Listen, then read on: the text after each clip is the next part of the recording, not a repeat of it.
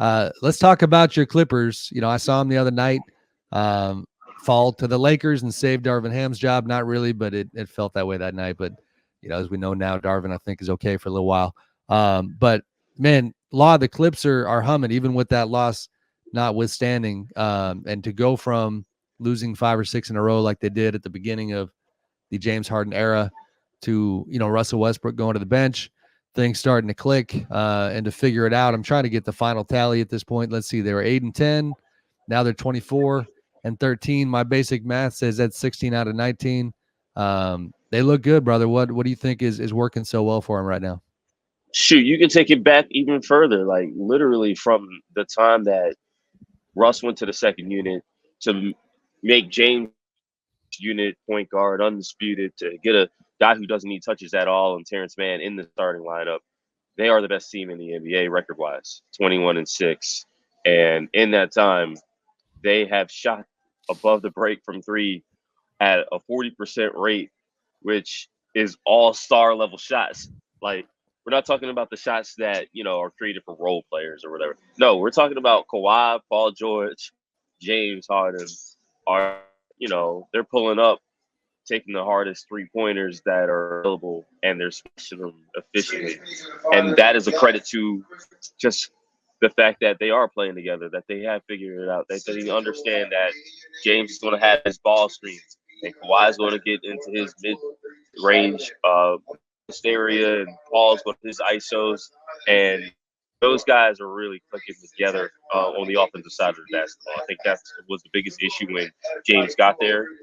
They try to have him be off ball. They try to have Russell Westbrook and James share point guard duties, and that was rocky.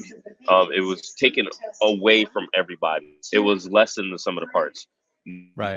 Everybody understands what their role is, and they can better. That's the thing about it. Sam, you saw one of their worst performances, and some of that was logistics. Some of that was just the travel catching up to them. Get used to it. We're not going to be comfortable here traveling for pretty much the rest pre-All-Star break period of the season. But with that said, they're saying that before the losses they had to take lessons from losing streaks and bad losses. Now they're taking lessons from some of their blowout wins, and that's a good place to be. Real quick before Fred jumps in, because I buried the news, they obviously extend Kawhi Leonard. Didn't necessarily see that happen in 3 years, $150 million, about the same pay rate that Fred has at the Athletic. What do we think about the stability and security that comes with that? Because you got the new arena coming next year. You got Kawhi, who, by the way, is never very revealing in media by his standards in that press conference, for him to very kind of, plainly state that he believes that this will lead to James Harden and Paul George also having new contracts at some point. Showed you what the internal messaging is. Is this just kind of all systems go with this particular group? Is that what that extension signaled? Here's the thing, Kawhi, I feel like he's very direct and forthcoming about what he wants and who he wants to be around and who he wants to be with. When he signed his contract in 2021, which was coming off of an ACL tear, and I wrote this, everyone assumed before the ACL he was just going to sign a 1+1 so that he could maximize his earnings. He signs a 3-year deal to match up with Paul George's 3-year deal that he extended just before the 2021 season. And he explained on media day, the only time we saw him that whole year because he was recovering from injuries, that he didn't want people like me about whether or not Kawhi was going to come and play or whether he's going to opt out of his contract while he wasn't out there. He wanted to have that be as less a distraction as possible. Now you have a situation where Kawhi has always taken his free agency into the offseason. He's always opted out. He bucked that trend this time, and he basically was like, yeah, I want to be here, and I want my guys to be here, and so I'm taking a lot of money. We're getting this done now, and if that minimizes things, great. But as far as him being the best player, being the culture builder, if you will, it's a interesting culture, but it's a positive one considering where this franchise was even in the Lob City era. And so it surprised me. I was literally in shoot around watching this dude, get shots up. Not get to put my camera down by Kawhi because that's what he likes to do in the practice facility. And then I can't even get on the freeway until they drop the news. So definitely not expected as far as the timing. But I think everyone expected that Kawhi was going to wind up sticking around with this franchise. So, Law, I'm asking the natural follow-up to that.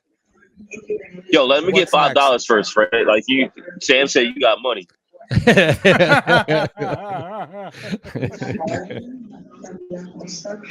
mean, look at that haircut. Of course he got money.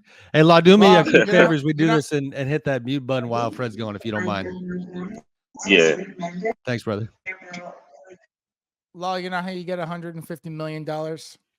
You don't hand it out to people on Zooms. That's exactly how. I got to ask you the natural follow-up question, which is, so what's next for Paul George? Because Kawhi, as you said, hinted at there potentially being something next for Paul George. What is next for Paul George? And if PG re-ups, if and when Harden re-signs this summer, what's the future of this team look like if they don't get to where they want to go? Because one thing that I feel like we have to concentrate on that should not be overlooked is that for the past half decade, the questions about the Clippers have never, ever been about talent. They've never been about execution. They haven't been about coaching. We can all agree that Ty Lue does a wonderful job there. They have been about, are the good players going to play in the games that they need to win? And so far this year, all those guys are playing. Kawhi is playing every single night. All those guys are playing, and this team is incredibly good. And if they continue to play, they can win a title. Why not? If it goes awry, or if it doesn't go awry, how does that shake up how they handle their future beyond those three players?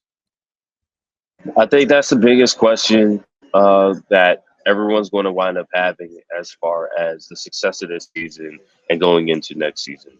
With Paul, though, I think the deal winds up getting done with Paul George just because he is the guy who came here with Kawhi. They want to stay together. He's from here too.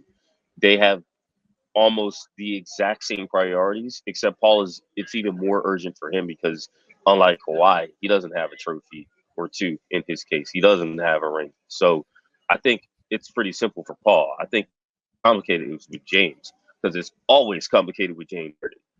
James is here because he didn't sign his deal. He sacrificed with Philadelphia.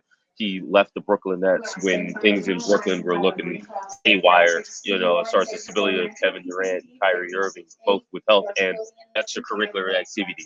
James can't be extended right now. They can't talk in the NBA Finals. Will the Clippers be in the NBA Finals? We ain't never seen that before. So who knows what that's going to look like? I know that Paul, he has a little bit more of flexibility, control of his situation. Paul even has a player option. James doesn't even have that. So that's going to be the swing factor. I think Paul is not complicated. James is. And James wants his money. James wants to be an all-star. James, he wants to have the team success as well. That's why he's here. He's making this team click when things didn't look like it would be like that.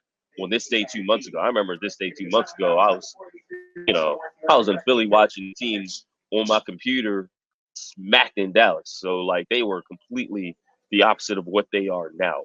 And so everything is about what's going to happen with James as far as, what can go wrong or how drastic can things change. But that's the thing. It's like Kawhi, he's talked to James too. And as of, you have not heard James make any waves. And who knows, again, this is January when the All-Star stuff comes out by the end of this month, going into February, maybe that changes. But as of right now, James has been very focused and no real change there until we see how this thing ends up in the spring in the playoffs. Good stuff, man. I'm dying to see where they go on the court, guys, because they look so good. And you do have, I know it's cliche, but I'm a sucker for a little bit of legacy talk. And like you said, Law, Kawhi's already checked that box. Paul has not. James has not. They got a lot on the line. And then you add in this incredibly unique dynamic with a, intra-city rival, element with the Lakers. They're finally getting out from underneath their shadow with the new arena next year. Steve Ballmer, one of the richest dudes on the planet, deciding if he wants to cut this massive check for all three of these guys. That context is going to make their playoff run a whole lot of fun to watch. And we certainly look forward to you covering it, Law. We are going to keep it moving, I believe. And apologies for the – yep, jump in. What do you got? I got just one more thing to watch for. Tyronn Lue is going to – it damn sure better by the Clippers, but if it ain't by the Clippers, it's going to be by somebody. He noticed that Eric Spoelstra got his extension. He saw last summer what Monty.